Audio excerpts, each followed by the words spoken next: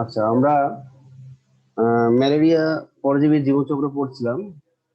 গত ক্লাসে আমরা পড়েছি মানব দেহে ম্যালেরিয়া পরজীবীর জীবনচক্র। মানব দেহে আমরা দেখেছিলাম যে মানব দেহের যকৃতে ম্যালেরিয়া পরজীবী তার অজন জননের একটা চক্র সম্পন্ন করে, যার নাম ছিল হেপাটিক সাইজোগনি। আর আমরা আরেকটা পড়েছিলাম যে মানব দেহের লোহিত রক্তকণিকায় ম্যালেরিয়া পরজীবী আরো একটা অজন জনন সম্পন্ন করে, যার নাম ছিল এরিথ্রোসাইটিক সাইজোগনি। এবং এই দুই ধরনের সাইজোগনিতে ম্যালেরিয়া পরজীবীর বিভিন্ন ধরনের দশা তৈরি হয়েছিল। আর এই দশাগুলো শেষ পর্যন্ত রক্তে মিশে থাকে। আচ্ছা, এখন হলো আমরা পড়বো ম্যালেরিয়া পরজীবীর আহ জীবনচক্র, যেটা মশার দেহে ঘটবে। মশার দেহে ম্যালেরিয়া পরজীবীর জীবনচক্র এখন আমরা পড়বো। তাহলে মশার দেহে, মশা বলতে মশকি, মশকির দেহে ম্যালেরিয়া পরজীবী তার যৌন জনন সম্পন্ন করবে। আর অযৌন জননের একটা চক্র, চক্র ঠিক বলা যাবে না, মশকি দেহে চক্রটা বলা যাবে না, মশকি দেহে আমরা বলবো অযৌন জননের একটা অংশ এখানেও সম্পন্ন করবে, যার নাম স্পোরোগনি। তাহলে মশকি দেহে ম্যালেরিয়া পরজীবীর দুইটা দুইটা জনন হবে, একটা হলো গ্যামেটোগনি আর এটাকে বলবো আমরা স্পোরোগনি। আমরা প্রথমে আসছি গ্যামেটোগনি। মশকির ক্রপের অভ্যন্তরে গ্যামেট সৃষ্টির মাধ্যমে ম্যালেরিয়া পরজীবীর যৌন প্রজননকে গ্যামেটোগনি বলা হয়। গ্যামেটোগনির কয়েকটি নির্দিষ্ট ধাপে ঘটে। আমরা যদি মশকির ক্রপটা দেখাই, এটা হলো মশকির সেই ক্রপ। আমরা এখানে দেখাচ্ছি, এই যে এটা হলো ক্রপ। এই যে এরকম আমরা ফোল্ডিং ফোল্ডিং করে খয়েরি বর্ণের যে অংশটা আমরা দেখতে পাচ্ছি, খয়েরি অংশে এটা এটার ভিতরে আমরা দেখবো এই যে এটা কি কালার বলা যায়, স্কাই কালার। স্কাই কালারের যে অংশটা, এটা মূলত ক্রপ। ঠিক আছে, এই যে ক্রপ, ঠিক আছে, স্কাই কালারের অংশটা হলো ক্রপ। আর এখানে আমরা যেটা খয়েরি বর্ণের যেটা বলতেছি, খয়েরি বর্ণের অংশটা, এটা হলো মশকির দেহের ভিতরের অংশ, বা এটাকে আমরা বলতে পারি হিমোসিল। ঠিক আছে, তাহলে আর বাইরেটা হলো আবরণ। তাহলে আমরা কোনটা স্যার, ক্রপ কোনটা? ক্রপটা হলো এই যে এইটা, এখানে লেবেলিংটা করলে ভালো হতো আসলে। এখানে এই যে আমরা এই যে লেবেলিংটা দেখাচ্ছি, এই যে এক্স ফ্ল্যাজেলেশন নিষেক আমরা দেখতে পাচ্ছি না, এখানে স্কাই কালার, স্কাই কালারের যে থলিটা আছে, স্কাই কালারের যে থলিটা, সেটাই হলো ক্রপ। বুঝতে পারছো? জি স্যার। আর স্কাই যে কালারের, মাঝখানটা হ্যাঁ, স্কাই কালারের চারপাশে আমরা আরেকটা গহ্বর দেখতে পাচ্ছি, আরেকটা থলি দেখতে পাচ্ছি, যেটা খয়েরি খয়েরি বর্ণের অংশ দিয়ে সেই লেয়ারটা করা আছে। এটাকে বলা হচ্ছে হিমোসিল। এটা হলো হিমোসিল। তাহলে হিমোসিল, আর এটা হলো মস্কির দেহের গহ্বরকে বলা হয় হিমোসিল। আর হিমোসিলের ভিতরে পরিপাক নালীর একটা অংশ, সেটা হলো ক্রপ। ক্রপ হলো মশকির খাদ্য জমা রাখার স্থান। ঠিক আছে, তাহলে মশকির খাদ্য জমা রাখার স্থানকে কি বলবো আমরা? ক্রপ। তাহলে এই ক্রপের ভিতরে ম্যালেরিয়া পরজীবীর যৌন জনন বা গ্যামেটোগনি সম্পন্ন হবে। আচ্ছা, তাহলে আমরা এখানে দেখবো যে ধাপগুলো হবে। এখানে কয়টা ধাপ হবে? একটা ধাপ হলো গ্যামেট বা জননকোষ সৃষ্টি বা গ্যামেটোজেনেসিস। প্রথম ধাপটা হবে কি? গ্যামেট বা জননকোষ সৃষ্টি বা গ্যামেটোজেনেসিস। তারপরে আসবে হলো 2 নম্বর ধাপ, সেটা হলো নিষেক ও জাইগোট গঠন। ঠিক আছে, নিষেক ও জাইগোট গঠন। তাহলে আমরা এখন গ্যামেটোগনি পড়বো। তাহলে গ্যামেটোগনির প্রথম ধাপটার নাম হলো গ্যামেট বা জননকোষ সৃষ্টি বা গ্যামেটোজেনেসিস। গ্যামেটোজেনেসিস আসলে কাকে বলে? গ্যামেট মানে হলো জননকোষ, আর জেনেসিস মানে হলো উৎপত্তি। তাহলে যে প্রক্রিয়ায় জননকোষ তৈরি হয় বা যে প্রক্রিয়ায় জননকোষ এর উৎপত্তি ঘটে, তাকে আমরা গ্যামেটোজেনেসিস বলবো। তো গ্যামেটোজেনেসিস দুই প্রকার, যথা স্পারমাটোজেনেসিস এবং ওজেনেসিস। প্রথমে আমরা আসবো স্পারমাটোজেনেসিস। স্পারমাটোজেনেসিস কাকে বলে? শুক্রাণু বা পুংজনন কোষ গঠন প্রক্রিয়াকে স্পারমাটোজেনেসিস বলে। তাহলে আমরা বলতেছি যে প্রক্রিয়ায় ম্যালেরিয়া পরজীবী কি করবে? তার শুক্রাণু গঠন করবে, বা পুংজনন কোষ গঠন করবে তাকে আমরা স্পার্মাটোজেনেসিস বলবো। তাহলে এই অংশটুকু সবাই বুঝতে পেরেছো? গ্যামেটোজেনেসিস বা স্পার্মাটোজেনেসিস। হ্যাঁ স্যার।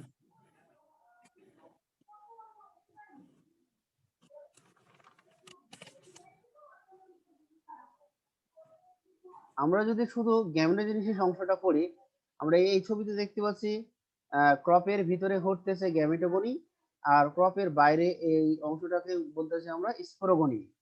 এখানে কিন্তু মশকি দেহের ম্যালেরিয়া পরজীবী জীবনচক্রের দুইটা অংশই এই ছবিতে দেওয়া আছে। বাম দিকে দেওয়া আছে গ্যামেটোগনির অংশ, আর ডান দিকে দেওয়া আছে স্পোরোগনির অংশ। আমরা যখন গ্যামেটোগনি পড়বো, যখন গ্যামেটোগনি আসবে তখন শুধু এই ছবিটা আঁকবো। হ্যাঁ, আমরা কিন্তু ডান সাইডের অংশগুলো মুছে দিয়েছি, শুধু আমরা এই অংশটুকু করব, এই ছবিটা আঁকবো। যদি জনজনন বা গ্যামেটোগনি আসে তখন আমরা এই অংশটুকু আঁকতে হবে। সবাই বুঝতে পেরেছো? হ্যাঁ স্যার। আচ্ছা, এখন আমরা আসি এই গ্যামেটোসাইট গুলো কিভাবে আসবে, এই গ্যামেটোসাইট গুলো কিভাবে মশাকির দেহে আসবে। তাহলে একজন ম্যালেরিয়া আক্রান্ত রোগীর রক্তে গ্যামেটোসাইট গুলো ছিল। আমরা গত ক্লাসে পড়েছিলাম যে মেরোজয়েড মেরোজয়েড গুলো শেষের দিকে গ্যামেটোসাইট তৈরি করে, দুই ধরনের গ্যামেটোসাইট তৈরি করে, একটা ম্যাক্রো গ্যামেটোসাইট আর একটা হলো মাইক্রো গ্যামেটোসাইট। তাহলে ম্যালেরিয়া আক্রান্ত রোগীকে যখন একটি সুস্থ মশকি দংশন করে, তখন ম্যালেরিয়া রোগীর রক্ত থেকে রক্ত শোষণ করে, প্লাস রক্তের সাথে ম্যালেরিয়া পরজীবীর এই গ্যামেটোসাইট দশা সহ আরো অন্যান্য যে দশাগুলো আছে, মেরোজয়েড, সাইজন, আরো অন্যান্য দশাগুলো সব মশকির লালারসে চলে যায়। বুঝতে পেরেছো? তাহলে কিভাবে যায় মশকি দেহে, এই দশাগুলো কিভাবে যায় সবাই ধারণা পেয়েছো? স্যার আরেকবার একটু বলেন। আবার বলতেছি, তাহলে মশকি কাকে দংশন করবে? মশকি কাকে মানুষকে, হ্যাঁ, কোন মানুষকে?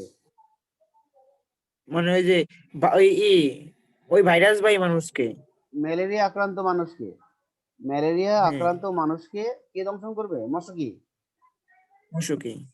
এখন ম্যালেরিয়া আক্রান্ত যে ব্যক্তি আছে, সে ব্যক্তির রক্তে কি কি দশাগুলো আছে? গ্যামেটোসাইট দশা আছে, মেরোজয়েড দশা আছে, ট্রোফোজয়েড দশা আছে, অ্যামিবয়েড ট্রোফোজয়েড দশা আছে, বা আরো অন্যান্য দশাগুলো মানুষের, আক্রান্ত মানুষের রক্তে রয়েছে।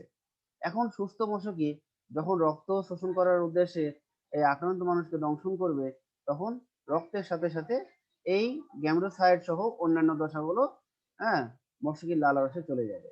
ক্লিয়ার? হ্যাঁ স্যার। স্যার আচ্ছা, এখন মশকির লালারসে কি আছে? এনজাইম। মশকির লালারসে কি আছে? এনজাইম। এনজাইম। হ্যাঁ, তো এই ওখানে এক ধরনের এনজাইম থাকে যার নাম হলো ট্রিপসিন। কি কি এনজাইম? ট্রিপসিন। এই ট্রিপসিন এনজাইম, হ্যাঁ, অ্যানোফিলিস মশকির লালারসে কম থাকে, খুবই কম পরিমাণে থাকে। এই কারণে কি করে, শুধু গ্যামেটোসাইট দশাকে ঠিক রাখে, কিন্তু অন্যান্য দশা, মেরোজয়েড, তারপর ট্রোফোজয়েড, সাইজন, এই সমস্ত দশাগুলোকে ডিস্ট্রয় করে। ঠিক আছে? ট্রিপসিন পরিমাণ কম থাকার কারণে গ্যামেটোসাইট দশাকে নষ্ট করতে পারে না। বুঝছো? তাহলে এই কথাটা সবাই বুঝতে পেরেছো? হ্যাঁ স্যার। স্যার ওই এনজাইমটার নাম আরেকবার একটু বললেন। ট্রিপসিন। এনজাইমটার নাম হলো ট্রিপসিন। ওকে? তাহলে এই জি অ্যানোফিলিস স্যার। মশকের লালারসে ট্রিপসিনের পরিমাণ খুবই কম থাকে। ওকে? হ্যাঁ স্যার। এখন প্রশ্ন হলো যে অ্যানোফিলিস মশকি কেন আহ, আহ, কি করে এই এগুলো বহন করে বা ম্যালেরিয়া পরজীবী জীবনচক্র সম্পন্ন হয়? কারণটা এই ট্রিপসিন এনজাইমের পরিমাণ কম থাকা। হ্যাঁ, অন্যান্য যেমন এডিস মশকি বা অন্যান্য কিউলেস মশকি, তাদের দেহ কিন্তু এই পরজীবীর এই দশাগুলো চলে যেতে পারে, কিন্তু তাদের লালারসে ট্রিপসিন এনজাইম বেশি থাকে। কারণে এই জন্য তাদের দেহে ম্যালেরিয়া পরজীবীর কোনো জীবনচক্র সম্পন্ন হয় না। আর অ্যানোফিলিস মশকি লালারসে নষ্ট করতে পারে না, কিন্তু তারা ম্যালেরিয়া পরজীবী, যেহেতু গ্যামেটোসাইট মশকির লালারসে জীবিত থাকে, এই কারণে এই গ্যামেটোসাইট গুলো পরবর্তীতে। তুমি কি বলছেন এটাই? হ্যালো, বলো মারিয়া। স্যার কথা স্পষ্ট করে শোনা যায় না। এবার শোনা যায়? হ্যাঁ স্যার, এখন শোনা যায়। হ্যাঁ, যেটা বলছিলাম যে এই গ্যামেটোসাইট দশাগুলো যেহেতু মশকির লালারসে জীবিত থাকতেছে, এই কারণে এই গ্যামেটোসাইট কি করবে, ম্যালেরিয়া পরজীবীর জীবনচক্র সম্পন্ন করবে। আচ্ছা, এখন কি হবে, আমরা প্রথম ধাপে ছিলাম এটা কি গ্যামেটোজেনেসিস, তাই না? প্রথম ধাপে আমরা গ্যামেটোজেনেসিস, আর প্রথমে ছিল স্পারমাটোজেনেসিস। স্পারমাটোজেনেসিস, তাহলে স্পারমাটোজেনেসিসটা কিভাবে হবে? তাহলে মশকির লালারস থেকে এই গ্যামেটোসাইট দশাগুলো মশকির ক্রপের ভিতরে প্রবেশ করে। কোথায় প্রবেশ করে? ক্রপের ভেতরে। হ্যাঁ, আমরা গত ক্লাসে শিখেছিলাম যে গ্যামেটোসাইট কয় ধরনের ছিল? 2 ধরনের। 2 ধরনের ছিল। একটা ছিল মাইক্রোগ্যামেটোসাইট, আর এটা ছিল ম্যাক্রোগ্যামেটোসাইট। তোমাদের নিশ্চয়ই মনে আছে যে মাইক্রোগ্যামেটোসাইট এর আকৃতি কেমন? আকার। মাইক্রো এসে যে আকারে ছোট কিন্তু নিউক্লিয়াস বড়, আর হ্যাঁ, মাইক্রোতে আকার বড় কিন্তু নিউক্লিয়াস ছোট। মাইক্রোতে হলো আকার ছোট, নিউক্লিয়াস বড় ছিল। আর ম্যাক্রোতে ছিল আকার হ্যাঁ। বড় কিন্তু নিউক্লিয়াস ছোট। এখন এই যে মাইক্রোগ্যামেটোসাইট এর আরেকটা নাম কিন্তু ছিল পুংগ্যামেটোসাইট। তাহলে মাইক্রোগ্যামেটোসাইট হ্যাঁ। এর আকারটা আমরা জানলাম। এরা কি করবে? এক্স ফ্ল্যাজেলেশন প্রক্রিয়ায় অবলম্বন করবে। কি প্রক্রিয়া? এক্স ফ্ল্যাজেলেশন। ঠিক আছে?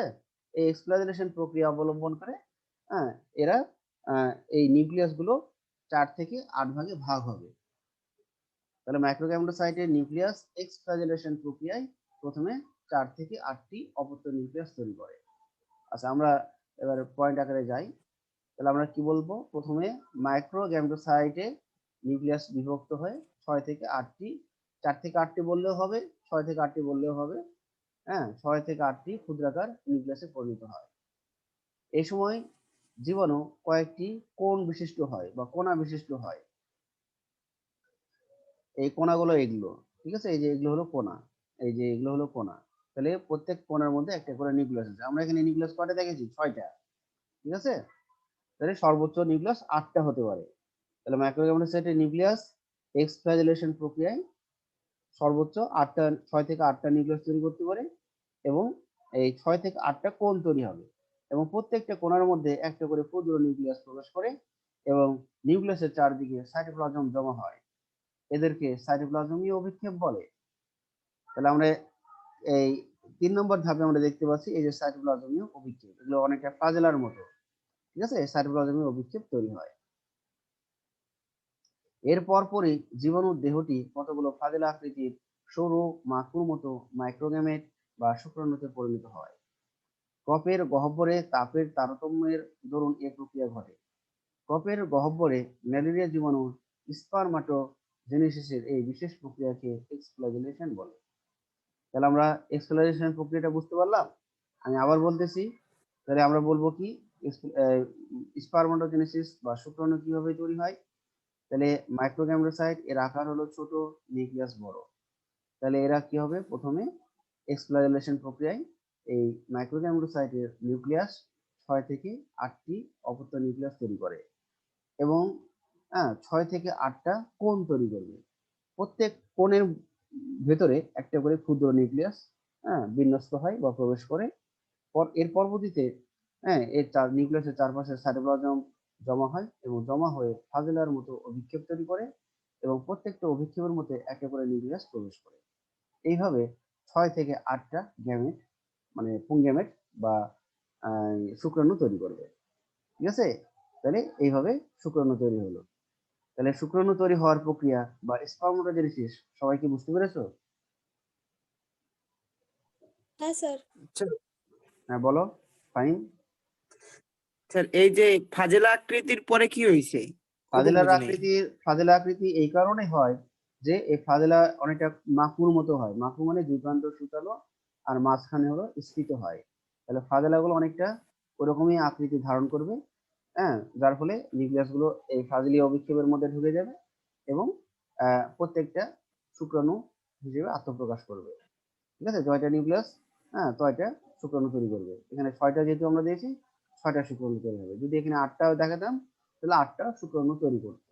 ক্লিয়ার? জি স্যার। তাহলে শুক্রাণুগুলো টপের মধ্যেই থাকবে। শুক্রাণুগুলো কি থাকবে? টপের মধ্যেই থাকবে। এবার আমরা আসবো ওজেনেসিস। ওজেনেসিস প্রক্রিয়া। তাহলে ওজেনেসিস মানে হলো কি, যে প্রক্রিয়ায় ডিম্বাণু সৃষ্টি হয়। ডিম্বাণু বা স্ত্রী জনন কোষ গঠন প্রক্রিয়াকে ওজেনেসিস বলে। এই প্রক্রিয়া কয়েকটি উপধাপে ঘটে। প্রথমে প্রতিটি ম্যাক্রোগ্যামেটোসাইটের নিউক্লিয়াস বিভক্ত হয় ও একটি করে সক্রিয় গোলাকার ম্যাক্রোগ্যামেট বা ডিম্বাণুতে পরিণত হয়। এছাড়া পোলার বডি নামক আরো একটি কোষের আবির্ভাব ঘটলে শীঘ্রই তা নষ্ট হয়ে যায়। এর পরপরই ম্যাক্রোগ্যামেটের এক প্রান্ত কিছুটা উঁচু হয়ে ওঠে। এই অঞ্চলকে নিষেক শঙ্কু বা কোণ বলে। ডিম্বাণুর নিউক্লিয়াস এর শঙ্কুর কাছে অবস্থান করে। আমি আবার ছবি দেখে বুঝাই দিই। তাহলে এই বাম সাইডে যে আমরা প্রক্রিয়াটা দেখতে পাচ্ছি সেটাই হলো ওজেনেসিস। তাহলে ওজেনেসিস কে তৈরি করে? ওজেনেসিস প্রক্রিয়াটি কে সংগঠন করবে? ম্যাক্রোগ্যামেটোসাইট। আমরা বলতেছি ম্যাক্রোগ্যামেটোসাইটের আকার কেমন? বড়, আর তার নিউক্লিয়াস হবে ছোট। ছোট। তাহলে ম্যাক্রোগ্যামেটোসাইট এইভাবে কি হবে? আকারে আরেকটু বড় হবে। হ্যাঁ, এবং বড় হলে তখন কি হবে যে এরা কি করবে? এরা হলো ম্যাক্রোগ্যামেট বা ডিম্বাণু তৈরি করবে। ম্যাক্রোগ্যামেট বা কি তৈরি করবে? ডিম্বাণু তৈরি করবে। এবং এই সময় কিন্তু একটা পোলার বডিও তৈরি হতে পারে, তবে পোলার বডি প্রায়শই নষ্ট হয়ে যায়। আমরা পোলার বডির এখানে কোনো ছবি বা চিহ্নিতকরণ দেখাইনি। ঠিক আছে? তাহলে ম্যাক্রোগ্যামেটোসাইট কি তৈরি করতে পারে? ম্যাক্রোগ্যামেট এবং একটা পোলার বডি নষ্ট হয়ে যায়। তো এই ম্যাক্রোগ্যামেট এখন কি করবে? এই ম্যাক্রোগ্যামেট বা ডিম্বাণু এক প্রান্ত ফুলে ওঠে। ফোলা প্রান্তটাকে বলবো আমরা শঙ্কু বা কোণ। ফোলার প্রান্তকে আমরা বলবো শঙ্কু বা কোণ।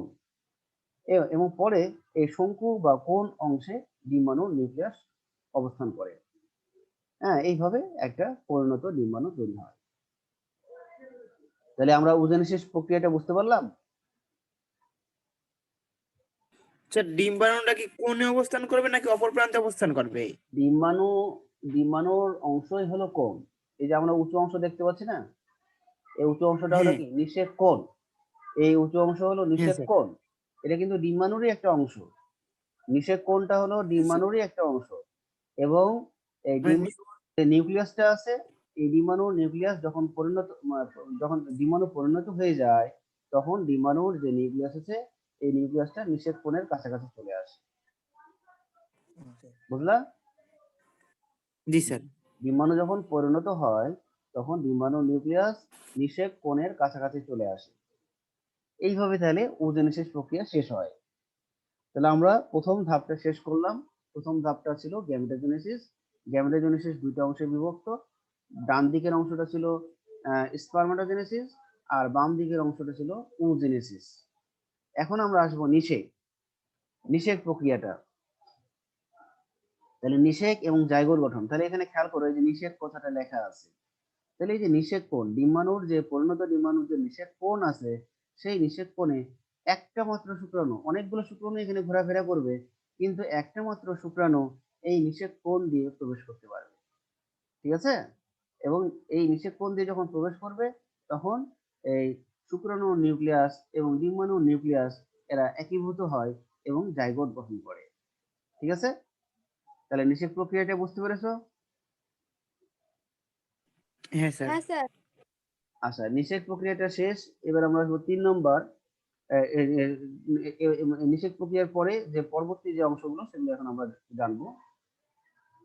তাহলে নিষেক ও জাইগোট গঠন আমরা বলেছি। এরপর আমরা বলবো ওকিনের গঠন। তাহলে ওকিনের কিভাবে হয়? জাইগোট যেটা তৈরি হয়, আমরা একটু আগে দেখলাম জাইগোট এখানে যে নিষেক হওয়ার পরে জাইগোট হয়ে যায়, জাইগোটটা হবে নিশ্চল। এবং এই নিশ্চল জাইগোট আস্তে আস্তে সচল ওকিনেতে পরিণত হবে। তাহলে জাইগোটের পর হ্যাঁ সচল হয় এবং কিছুটা লম্বাকৃতি আকার ধারণ করে, একে ওকিনেট বলে। এরা লম্বায় 18 থেকে 24 মাইক্রোমিটার এবং প্রস্থে 3 থেকে 5 মাইক্রোমিটার হয়। ওকিনেট এরপর মশকের কপের প্রাচীর ভেদ করে প্রাচীরের বাইরের গায়ে সংলগ্ন হয় এবং সিস্ট আবরণ দ্বারা আবৃত হয়ে গোলাকার ওসিস্টে পরিণত হয়। আক্রান্ত একটি মস্কির ক্রপে 50 থেকে 500টি ওসিস্ট দেখা যায়। তাহলে আমরা এখানে বললাম, এই যে এখানে দেখতে পাচ্ছি, তাহলে এই জাইগোট যখন তৈরি হয়, জাইগোটটা হয় গোলাকার এবং জাইগোটটা হয় নিশ্চল। তাহলে জাইগোট কি হবে, 12 থেকে 14 ঘন্টা, আমরা এখানে টাইমটা বলি নাই, আমরা এখানে আমরা টাইমটা বলি নাই যে কয় ঘন্টা পর এটা হয়। হ্যাঁ, তো আমরা জানি যে এটা কয় ঘন্টা পর হয়। নিশ্চল জাইগোট, হ্যাঁ, 12 থেকে 14 ঘন্টা পর, হ্যাঁ, এই সচল ওকিনেটটা গঠন করে। হ্যাঁ, এই সচল বলতেছি কেন, এই ওকিনেট গঠনটা এ চলাচল করতে পারে, সচল এবং এটা লম্বা হবে, হ্যাঁ, এবং দেখতে অনেকটা পোকার মতো হবে। ওকিনেটের 3টা বৈশিষ্ট্য, সচল, লম্বা, পোকার মতো। এবং ওকিনেটটা এখন পর্যন্ত আমরা দেখতে পাচ্ছি এটা কপের ভেতরের প্রাচীরে আছে, ঠিক আছে। এবং এর দৈর্ঘ্য এবং প্রস্থ একটা আছে, যেটা আমরা বললাম দৈর্ঘ্য এবং প্রস্থ, ঠিক আছে। দৈর্ঘ্য প্রস্থ ছিল লম্বায় 18 থেকে 24 মাইক্রোমিটার এবং এর প্রস্থ হলো 3 থেকে 5 মাইক্রোমিটার। তাহলে এটা কিন্তু এখনো ক্রপের ভেতরের প্রাচীরে আছে এবং এই ক্রপের ভেতরের প্রাচীর থেকে এরা 24 ঘন্টার মধ্যে ক্রপের বাইরের প্রাচীরে চলে আসে এবং বাইরের প্রাচীরে যখন আসে তখন এর চারপাশে একটা সিস্ট আবরণ তৈরি হয়। হ্যাঁ, সিস্ট আবরণ তৈরি হয় এবং ভেতরের যে গঠনটা তখন আমরা যাকে বলবো ওসিস্ট। বুঝতে পেরেছো? তাহলে ওসিস্ট গঠনটা কি সবাই বুঝতে পেরেছো? স্যার হ্যাঁ স্যার। ওকিনেট কিভাবে স্যার ওই ওই ভিতরের পর্দা থেকে বাইরে আসে? হ্যাঁ, ওকিনেটটা ক্রপের ভেতরের প্রাচীরে থাকে। হ্যাঁ, এবং একসময় কি হয় যে এই ওকিনেট অংশটা ক্রপের ভেতরের প্রাচীর থেকে ভেদ করে বাইরের প্রাচীরে চলে আসে। বাইরের প্রাচীরে যখন আসে তখন বাইরের ক্রপের বাইরের প্রাচীরের কিছু এনজাইম বা কিছু কলা, হ্যাঁ, এই ওকিনেটের চারপাশে একটা আবরণ তৈরি করে। এই আবরণটাকে আমরা বলবো সিস্ট আবরণ এবং সিস্ট আবরণের ভিতরে যে গঠনটা থাকবে সেই গঠনটাকে আমরা বলবো ওসিস্ট। ঠিক আছে। জি স্যার। এখন এই ওসিস্ট কয়টা তৈরি হতে পারে, এরকম ক্রপের বহিঃপ্রাচীরে এই ওসিস্ট 50 থেকে 500টা পর্যন্ত ওসিস্ট তৈরি করতে পারে। আমাদের ছবিতে এখানে ওসিস্ট কয়টা দেখাইছে? একটা। একটা। তাহলে এই একই রকম জিনিস এই ক্রপের চারপাশে 50 থেকে 500টা ওসিস্ট তৈরি হতে পারে। আমরা মাত্র একটা দেখিয়েছি। যখন 50 থেকে 500টা হবে তখন ক্রপের গঠনটা এরকম দেখাবে। এই যে উপরে আমি কার্সর দিয়ে দেখাচ্ছি, খেয়াল করেছো?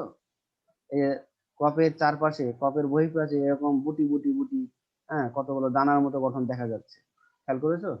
হ্যাঁ হ্যাঁ স্যার। হ্যাঁ, তাহলে এটা মনে করো 50টা থাকতে পারে বা তার কমও থাকতে পারে, বেশিও থাকতে পারে। তাই এরকম ক্রপের বাইরের অংশটা দেখতে অনেকটা এরকম দেখাবে।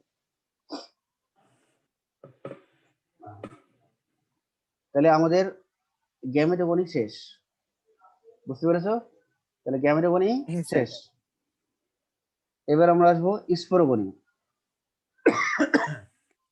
তাহলে আমরা আগের ক্লাসে এবং আজকের ক্লাসে বললাম যে মশকির ক্রপের বাইরের গায়ে সংলগ্ন অবস্থায় উশিষ্ট দশার ম্যালেরিয়া জীবাণু যে অজনন প্রজনন করার মাধ্যমে স্পোরজয়েড দশার জীবাণু সৃষ্টি করে বংশবৃদ্ধি করে তাকে স্পোরোগনি বলে। এবং স্পোরোগনিও বা অজন প্রজনন কয়েকটি ধাপে ঘটে। আমরা এখানে দেখাচ্ছি, হ্যাঁ, এখানে খেয়াল করো। তাহলে এটা কিন্তু স্পোরোগনির ধাপ। হ্যাঁ, এই স্পোরোগনির ধাপটা আমরা এখানে এই ভিতরে যে আমরা দেখতে পাচ্ছি ক্রপের ভিতরে কিন্তু এখন কিছু নাই, আছে? ক্রপের ভিতরটা কিন্তু না। ফাঁকা, কারণ আমরা জানি যে স্পোরোগনি কোথায় ঘটে, ক্রপের বাইরের প্রাচীরে ঘটে। স্পোরোগনি কোথায় ঘটবে? ক্রপের বাইরের প্রাচীরে ঘটবে। বাইরে। হ্যাঁ, তাহলে আমরা ক্রপের বাইরের প্রাচীর থেকেই এখন আমরা এটা দেখাচ্ছি।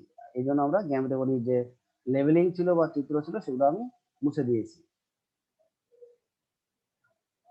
তাহলে এর প্রথম ধাপটা হবে কি, ওসিস্টের নিউক্লিয়াস বিভাজন। তাহলে ক্রপের গায়ে আমরা কি দেখবো, এই যে ক্রপের গায়ে কিন্তু একটা ওসিস্ট আছে। এই যে লেবেলিংটা মুছে গেছে, হয়তো এটা রাখলে ভালো হতো। হ্যাঁ, এটা আমরা একটা পরিণত ওসিস্ট ধরে নেব। তাহলে নিচে আমরা প্রথমে যেটা দেখাচ্ছি এটা হলো পরিণত ওসিস্ট। নিচে সব নিচে যেটা সেটা হলো পরিণত ওসিস্ট। তাহলে ওসিস্টের ভিতরে এখানে কয়টা নিউক্লিয়াস আছে আমরা দেখতে পাচ্ছি? একটা। একটা নিউক্লিয়াস। তাহলে এই ওসিস্টের নিউক্লিয়াস, হ্যাঁ, এখন কি হবে, প্রথমে মায়োসিস বিভাজনে বিভাজিত হবে। তাহলে মায়োসিস বিভাজনে বিভাজিত হলে কয়টা নিউক্লিয়াস হবে?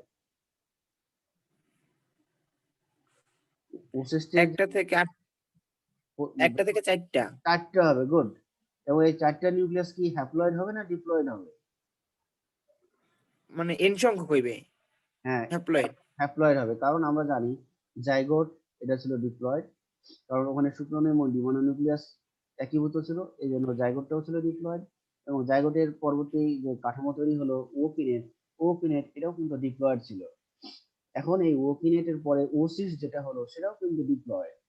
তাহলে জাইগোট, ওকিনেট এবং ওসিস্ট এই তিনটা গঠনই ছিল ডিপ্লয়েড দশা। এখন আমরা প্রথম হ্যাপ্লয়েড দশা পাচ্ছি।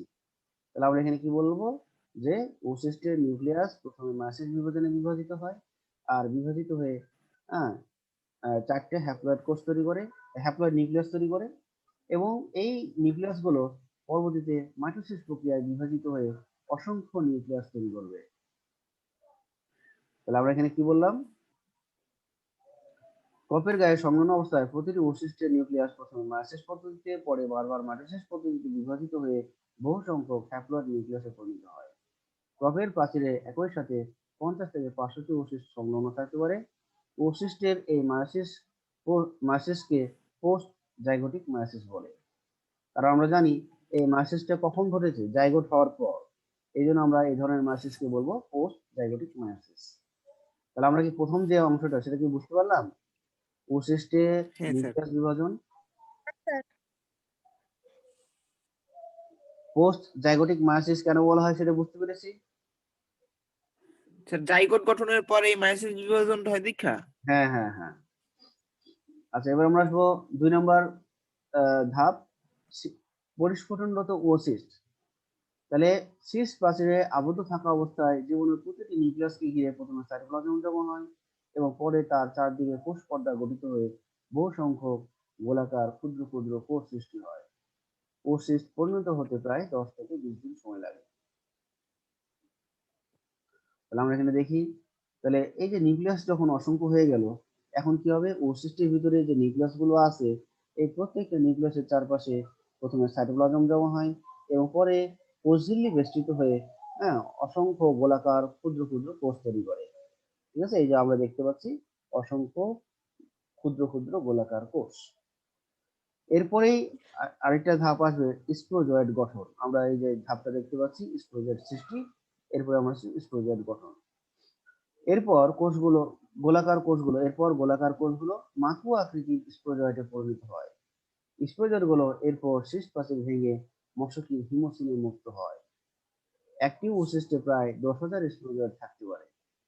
স্পোরজয়েড গুলো হ্যাঁ বলো, কিছু বলবা? না স্যার। আচ্ছা, তাহলে আমরা কি বললাম, যে এই যে স্পোরজয়েড গুলো ছিল, তাহলে আমরা কি বললাম, যে গোলাকার যে কোষগুলো ছিল ক্ষুদ্র কোষ, এই গোলাকার ক্ষুদ্র কোষগুলো পরে কি হয়, স্পোরজয়েড তৈরি করে। গোলাকার ক্ষুদ্র কোষগুলো পরে দুই প্রান্ত সুচালো এবং মাঝখান চ্যাপ্টা হয়, যার ফলে মাকু আকৃতির স্পোরজয়েড তৈরি করে। এবং এরকম একটা ওসিস্ট হতে প্রায় 10,000 স্পোরজয়েড তৈরি হতে পারে। আমরা কিন্তু এখানে একটা ওসিস্টেরই পরিস্ফুটন দেখাচ্ছি, কাজেই এখানে একটা ওসিস্ট থেকে প্রায় 10,000 স্পোরজয়েড তৈরি হতে পারে। আচ্ছা, এখন আমরা আসবো কি, এই স্পোরজয়েড যখন পরিণত হয়ে যায় তখন এরা সিস্ট আবরণকে নষ্ট করে দেয়, এবং সিস্ট আবরণকে নষ্ট করে দিলে স্পোরজয়েড গুলো এই গহ্বর গুলোতে বের হয়ে যায়। এই গহ্বরটার নাম কি ছিল, হিমোসিল। মশকির দেহের গহ্বরের নাম হিমোসিল। তাহলে স্পোরজয়েড গুলো প্রথমে মশকির গহ্বর বা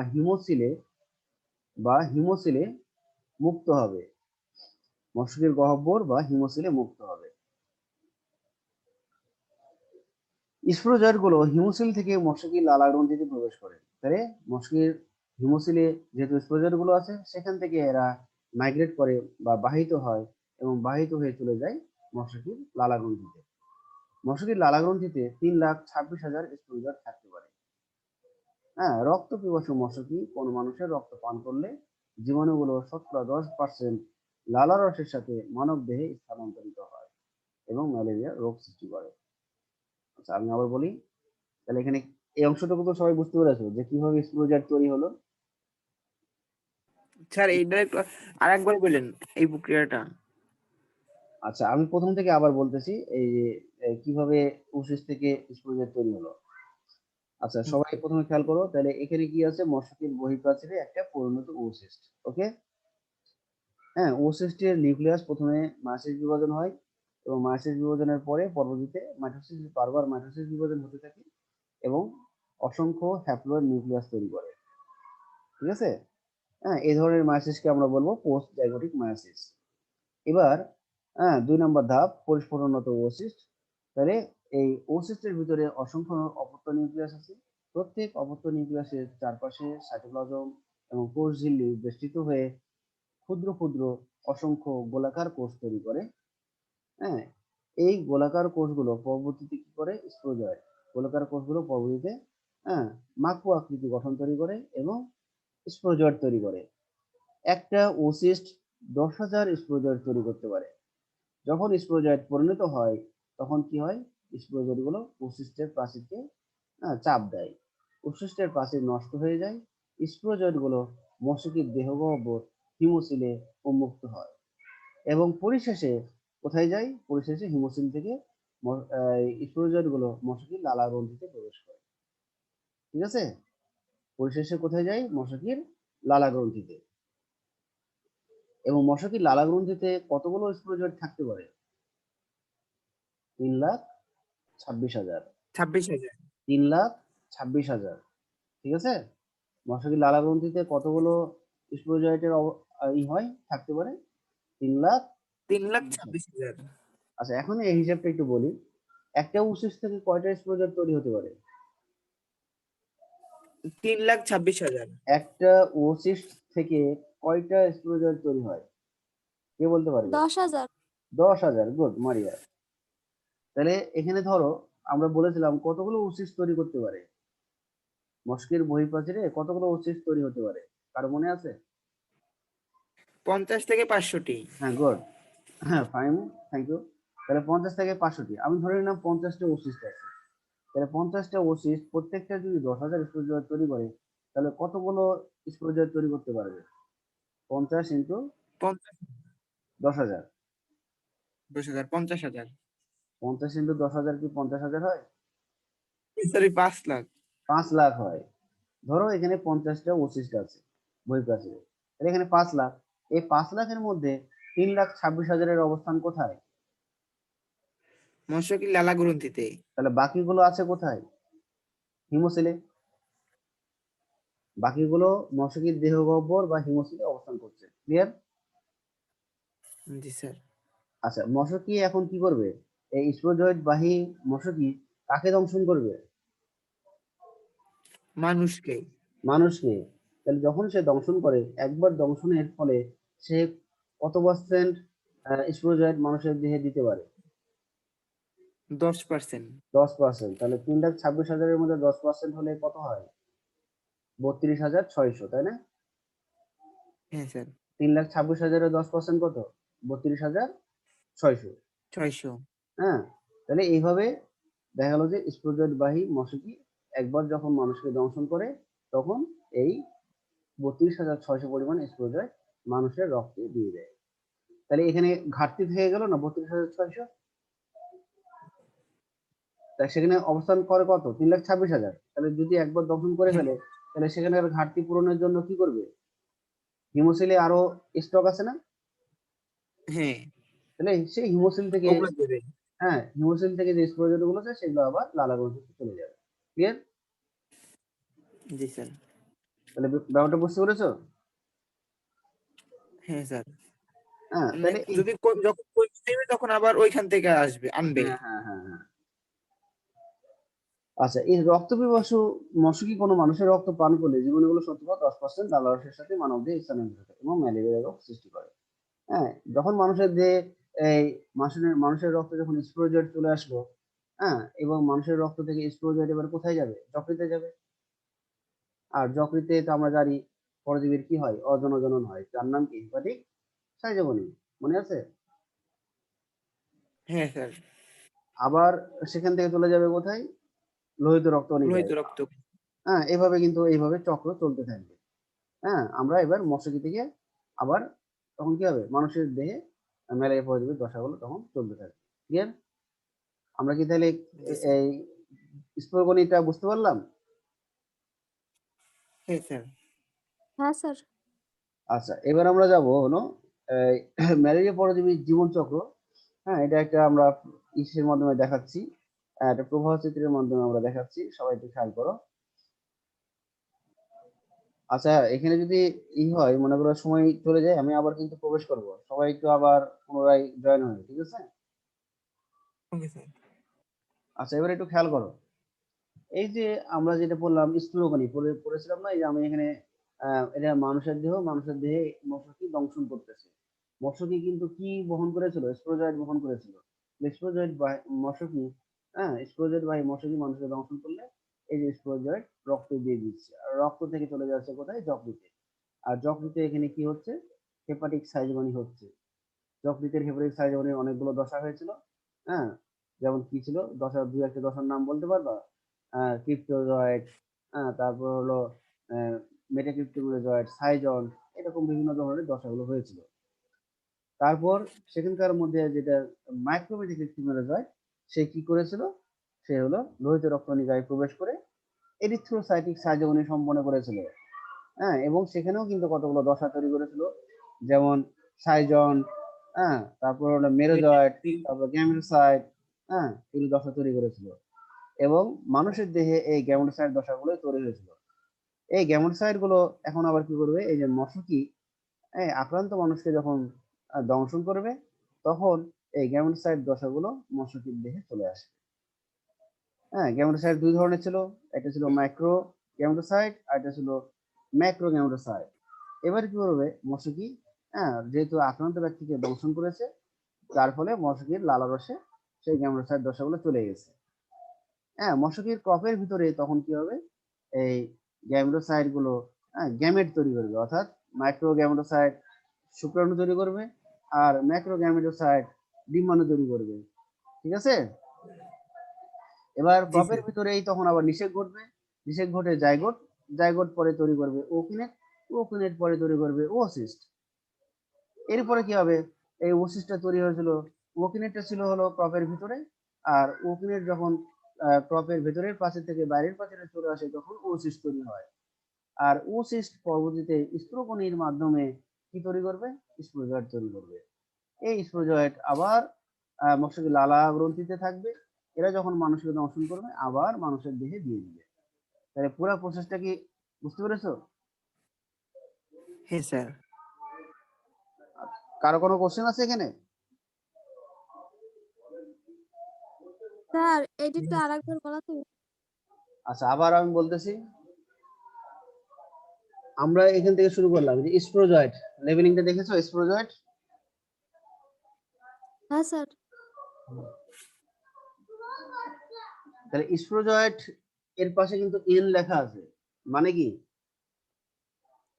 হ্যাপ্লয়েড। হ্যাপ্লয়েড। স্প্রোজয়েড হলো হ্যাপ্লয়েড। তাহলে এই হ্যাপ্লয়েড স্প্রোজয়েড কার লালা গ্রন্থিতে আছে? মশকির। মশকির লালা গ্রন্থি স্প্রোজয়েড বহন করে। এবার মশকি কি করবে? এই স্প্রোজয়েড বাহী মশকি যখন সুস্থ মানুষকে আক্রান্ত মানে দংশন করবে, তখন সুস্থ মানুষের দেহে এই রক্তে স্প্রোজয়েড দিয়ে দিবে। রক্ত থেকে স্প্রোজয়েড গুলো কোথায় যাবে? কে বলতে পারবে? রক্তগুলো যকৃৎ। যকৃৎ। যকৃতে যাবে, যকৃতে যে তারা একটা চক্র সম্পূর্ণ করবে, সেই চক্রের নাম কি? Hepatic schizogony. হ্যাঁ, হেপাটিক সাইজোগনি চক্র শেষ হওয়ার পর তারা সেখান থেকে হ্যাঁ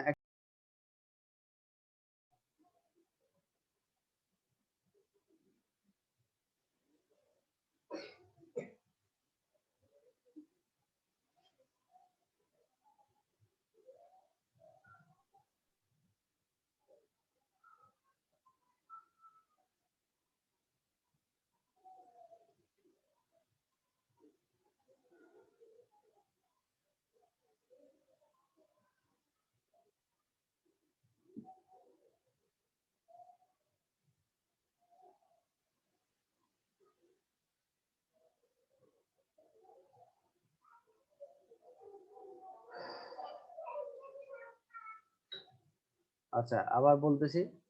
তাহলে কি বললাম যে স্পোরোজয়েট এখন ঢুকবে রক্ত। স্পোরোজয়েট গুলো রক্তে আছে, রক্ত থেকে স্পোরোজয়েট যকৃতে যাবে এবং যকৃতে যাওয়ার পর হ্যাঁ ম্যালেরিয়া পরজীবী তার একটা চক্র সম্পন্ন করবে, তার নাম হেপাটিক সাইজোগনি। দেন হেপাটিক সাইজোগনি থেকে উৎপন্ন একটা দশা যার নাম হলো ম্যাক্রোমেটাক্রিপ্টোমেটাজয়েড। সেই ম্যাক্রোমেটাক্রিপ্টোমেটাজয়েড লোহিত রক্তকণিকার ভিতরে প্রবেশ করে এখানে বিভিন্ন ধরনের দশা অতিক্রম করার মাধ্যমে হ্যাঁ এরিথ্রোসাইটিক সাইজোগনি চক্র সম্পন্ন করবে। এরিথ্রোসাইটিক সাইজোগনি চক্র সম্পন্ন করবে, সেটা হলো লোহিত রক্তকণিকায়। এবং লোহিত রক্তকণিকায় এরিথ্রোসাইটিক সাইজোগনি শেষ করার পর সেখানে একটা দশা তৈরি করবে যার নাম গ্যামেটোসাইট। গ্যামেটোসাইট হলো দুই ধরনের ছিল, একটা পুং গ্যামেটোসাইট আর একটা ছিল স্ত্রী গ্যামেটোসাইট।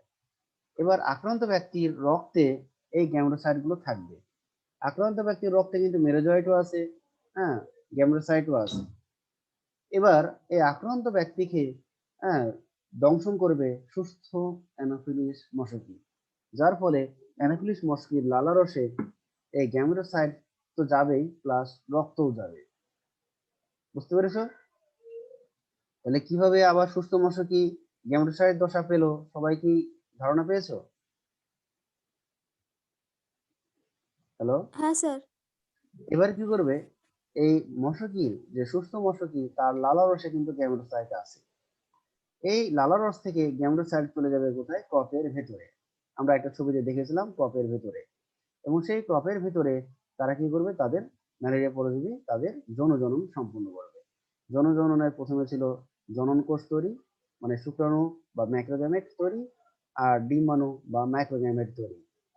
এবার এই জনন কোষগুলো কি করবে? ক্রপের ভেতরেই জাইগোট তৈরি করবে। আমরা কিন্তু এই স্পোরোজয়েট থেকে এই যে জনন কোষ তৈরি মানে মাইক্রোগ্যামেট আর ম্যাক্রোগ্যামেট, এগুলো কিন্তু সবই কিন্তু হ্যাপ্লয়েড কোষ। স্পোরোজয়েট বলো, ক্রিপ্টোমেরোজয়েট বলো, মেরোজয়েট বলো, গ্যামেটোসাইট বলো, হ্যাঁ মাইক্রোগ্যামেট, মাইক্রোগ্যামেট বলো, এগুলো সবই কিন্তু বা শুক্রাণু বা ডিম্বাণু বলো, এগুলো সবই কিন্তু হ্যাপ্লয়েড কোষ। এই প্রথম ক্রপের ভেতরে শুক্রাণু এবং ডিম্বাণু মিলিত হওয়ার ফলে ডিপ্লয়েড কোষ বা জাইগোট তৈরি করছে। এবার কি করবে? জাইগোটটা ছিল নিশ্চল, ক্রপের ভিতরেই এই নিশ্চল জাইগোট তৈরি করবে সচল ওকিনেট। এটাও কিন্তু ডিপ্লয়। সচল ওকিনেট পরবর্তীতে কি করবে? ক্রপের ভেতরের প্রাচীর থেকে ক্রপের বাইরের প্রাচীরে চলে আসবে এবং বাইরের প্রাচীরে আসা মাত্রই এরা তৈরি করে ফেলবে ওসিস্ট। ক্রপের ভেতরের প্রাচীর থেকে ওকিনেট যখন বাইরে আসবে, বাইরের প্রাচীরে ওসিস্ট তৈরি করবে। ওসিস্টও কিন্তু ডিপ্লয়েড।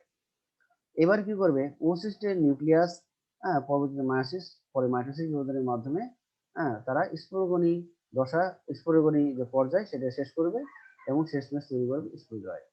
এবং স্পোরোজয়েট থাকবে মশকির লালারসে। এই স্পোরোজয়েট বাহী মশকি আবার যদি ভালো মানুষকে বা সুস্থ মানুষকে দংশন করে তখন তাকেও আক্রান্ত করে দেবে। ওকে, এবার কি বুঝতে হ্যাঁ স্যার। পেরেছো? আচ্ছা, এবার একটু খেয়াল করো। তাহলে এখানে কিন্তু আমরা হ্যাপ্লয়েড দশা এবং ডিপ্লয়েড দশা দুটোই পাচ্ছি না? হ্যাঁ স্যার। তাহলে এখানে হ্যাপ্লয়েড দশা কে? স্পোরোজয়েট হলো হ্যাপ্লয়েড দশা। স্পোরোজয়েট হলো হ্যাপ্লয়েড দশা। হ্যাঁ, তাহলে আমরা জনুক্রম পড়েছিলাম। জনুক্রমে কি বলেছিলাম?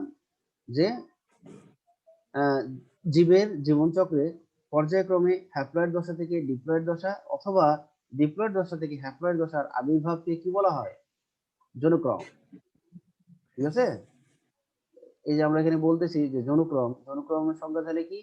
আমরা বললাম যে যে জীবের জীবনচক্রে পর্যায়ক্রমে হ্যাপ্লয়েড দশা থেকে ডিপ্লয়েড দশা আবার ডিপ্লয়েড দশা থেকে হ্যাপ্লয়েড দশার আবির্ভাব, পর্যায়ক্রমিক আবির্ভাব, তাকে আমরা বলবো জনুক্রম। তাহলে এখানে প্রথম যে হ্যাপ্লয়েড দশা তার নাম কি? স্পোরোজয়েট। ম্যালেরিয়া পরজীবীর জীবনচক্রে প্রথম হ্যাপ্লয়েড দশার নাম কি? স্পোরোজয়েট। স্পোরোজয়েট। এখন স্পোরোজয়েট বিভিন্ন চক্র সম্পন্ন মানব দেহে বিভিন্ন চক্র সম্পন্ন করার পর শেষমেশ তৈরি করছে কি? তোমার হলো শুক্রাণু এবং ডিম্বাণু। তাহলে শুক্রাণু এবং ডিম্বাণু হলো হ্যাপ্লয়েড দশার শেষ কোষ। আবার বলতেছি, তাহলে শুক্রাণু আর ডিম্বাণু হলো কি? হ্যাপ্লয়েড দশার শেষ কোষ। আর স্পোরোজয়েট হলো হ্যাপ্লয়েড দশার প্রথম কোষ। ওকে, হ্যাঁ স্যার। তাহলে ম্যালেরিয়া পরজীবীর ক্ষেত্রে হ্যাপ্লয়েড দশার প্রথম কোষের নাম কি? স্পোরোজয়েট। আর ম্যালেরিয়া পরজীবীর হ্যাপ্লয়েড দশার শেষ কোষের নাম কি? পুং আর স্ত্রী জনন কোষ। হ্যাঁ, গুড। তাহলে স্পোরোজয়েট থেকে পুং এবং স্ত্রী জনন কোষ তৈরির মাঝে কিন্তু অনেকগুলো দশা পার হয়েছে না? হ্যাঁ স্যার। স্পোরোজয়েট কিন্তু এমনি এমনি শুক্রাণু নির্মাণতে তৈরি হয় নাই। স্পোরোজয়েট কিন্তু মানুষের দেহে প্রবেশ করার পর সে কিন্তু অনেকগুলো দশা অতিক্রম করেছে না? হ্যাঁ স্যার। হ্যাঁ, অনেকগুলো দশা তৈরি করার পর তারপরে সে যখন আবার আবার মৎস্যকীট দেহে দশাগুলো এসেছে এবং মৎস্যকীট দেহে ক্রপের ভিতরে কিন্তু এই শুক্রাণু এবং ডিম্বাণু বা পুংজনন কোষ বা স্ত্রীজনন কোষ তৈরি হয়েছে। আচ্ছা, এবার আমরা আসবো ক্রপের ভিতরে, মৎস্যকীট ক্রপের ভিতরে শুক্রাণু এবং ডিম্বাণু মিলিত হওয়ার পর কিন্তু জাইগোট তৈরি হয়েছে। তাহলে আমরা বলতে পারি ম্যালেরিয়া পরজীবীর প্রথম ডিপ্লয়েড কোষের নাম কি? কি হবে? জাইগোট। জাইগোট। জাইগোট পরে তৈরি করেছে ওকিনেট, ওকিনেট তৈরি করেছে ওসিস্ট। তাহলে আমরা বলতে পারি ডিপ্লয়েড দশার শেষ কোষের নাম কি? ওসিস্ট। ওসিস্ট। ঠিক আছে? তাহলে এবার ধারণাটা ক্লিয়ার হয়েছে। তাহলে ম্যালেরিয়া পরজীবীর হ্যাপ্লয়েড দশার নাম হলো, প্রথম হ্যাপ্লয়েড দশার নাম হলো স্পোরোজয়েট এবং হ্যাপ্লয়েড দশার শেষ কোষের নাম হলো আহ, তোমার হলো পুংজনন কোষ বা স্ত্রীজনন কোষ। ওকে? হ্যাঁ স্যার। আবার যদি বলি ডিপ্লয়েড দশার প্রথম কোষ জাইগোট, ম্যালেরিয়া পরজীবীর ডিপ্লয়েড দশার শেষ কোষ হলো ওসিস্ট। বুঝছো? হ্যাঁ স্যার। হ্যাঁ স্যার। আচ্ছা, এবার আসি জনুক্রমের তাৎপর্য। তাহলে আমরা জনুক্রম কাকে বলে বুঝে ফেলেছি এবং জনুক্রমের ক্ষেত্রে হ্যাপ্লয়েড দশার প্রথম কোষ শেষ কোষ বুঝে ফেলেছি, ডিপ্লয়েড দশার প্রথম কোষ এবং শেষ কোষ বুঝে ফেলেছি। এবার আমরা আসবো জনুক্রমের তাৎপর্য। তাহলে বারবার অযৌন জননের ফলে জীবের শারীরবৃত্তীয় তার কর্মক্ষমতা লোপ পায়। গ্যামেটের মিলনের ফলে প্রজাতি তার পুনর্জীবন লাভ করে এবং যৌন জননের জন্য প্রয়োজনীয় শক্তি পুনরুদ্ধার করে। যৌন জননে নিউক্লিয়াস ও বিভিন্ন অংশের পুনর্গঠন হয়, ফলে বিপাকীয় কার্যক্ষমতা ও জীবনশক্তি পুনরুজ্জীবিত হয়। প্রজাতির ধারা প্রজাতির ধারা অক্ষুণ্ণ রাখতে যৌনক্রম অত্যন্ত তাৎপর্যপূর্ণ। প্রজাতির ধারা অক্ষুণ্ণ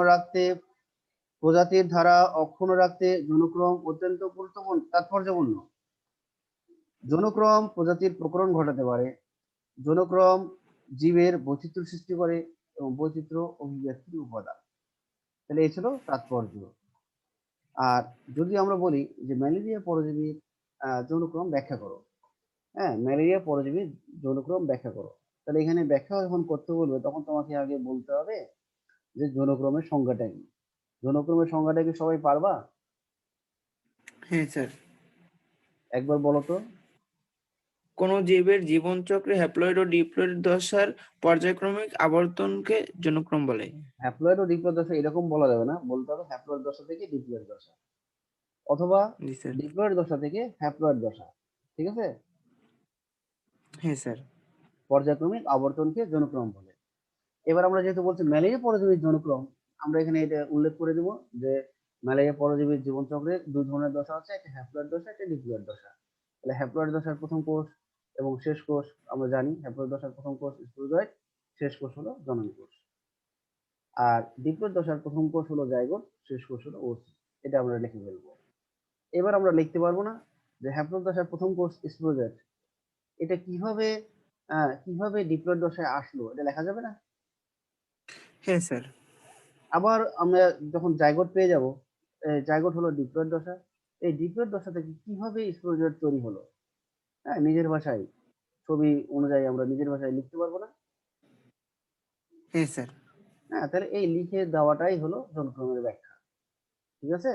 তাহলে স্পোরোজয়েট থেকে জি স্যার। কিভাবে তোমার স্পোরোজয়েট হলো হ্যাপ্লয়েড দশার প্রথম কোষ, এই হ্যাপ্লয়েড দশার প্রথম কোষ বা হ্যাপ্লয়েড দশাটি কিভাবে ডিপ্লয়েড দশায় আসলো, আবার ডিপ্লয়েড দশা জাইগোটটি, এই জাইগোটটি কিভাবে আবার হ্যাপ্লয়েড দশায় আসলো, হ্যাঁ, এটা আমাদের লিখতে হবে।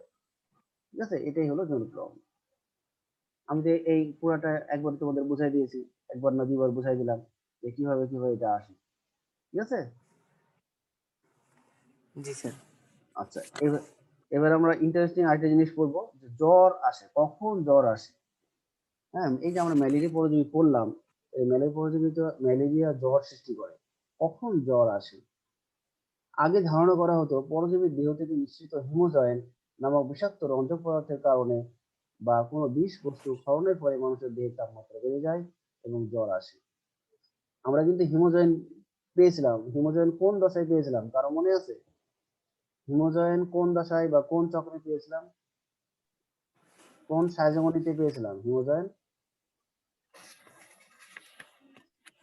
স্যার ওই যে লোহিত রক্তকণিকা থেকে যখন এই শ্বেত রক্তকণিকা বাধা প্রদানের সময় এটা ব্যবহার করে না না না, রঞ্জক। লোহিত রক্তকণিকার ভিতরে এটা তৈরি হয়, এটা ঠিক। লোহিত রক্তকণিকার ভিতরে কিন্তু এটা তৈরি হয়। আমরা যদি লোহিত রক্তকণিকার ভিতরে কোথায়, ওটা সাইজন দশায় তৈরি হয়। হ্যাঁ, লোহিত রক্তকণিকার ওটা কোথায়, ছবিটা বের করি। এই যে দেখো হিমোজয়েন, দেখেছো?